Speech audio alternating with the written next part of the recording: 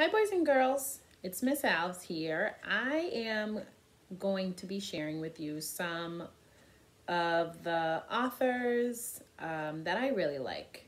I think that reading is so much fun. It can just transport you to so many different places that I want to share that with you. So I'm going to start reading some poems by a poet that I absolutely love. I've read him since I was a little girl. His name is Shel Silverstein. So I'm going to read a couple poems for you by Shel Silverstein from his book titled A Light in the Attic. Poems and Drawings by Shel Silverstein.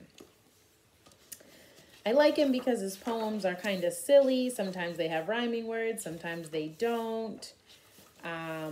But they just really are entertaining, and I really like that. And I think at this time I really want to remember to love reading because it can take you to different places and it's just so awesome.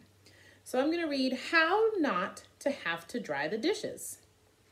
If you have to dry the dishes, such an awful, boring chore. If you have to dry the dishes instead of going to the store. If you have to dry the dishes and you drop one on the floor, maybe they won't let you dry the dishes anymore. And here's the picture that goes with it.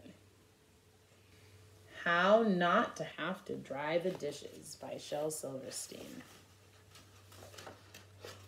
There's a whole bunch of poems in here. We could be reading until next year if I read every single poem from Shel Silverstein. The next one.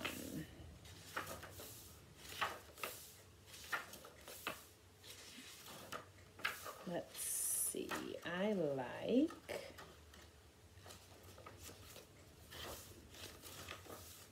Mr. Smeds and Mr. Spats. I'll show you the picture first. Mr. Smeds and Mr. Spats.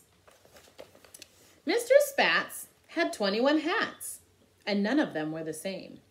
And Mr. Smeds had 21 heads, and only one hat to his name.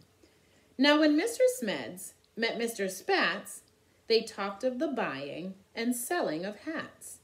And Mr. Spats bought Mr. Smeds hats. Did you ever hear anything crazier than that?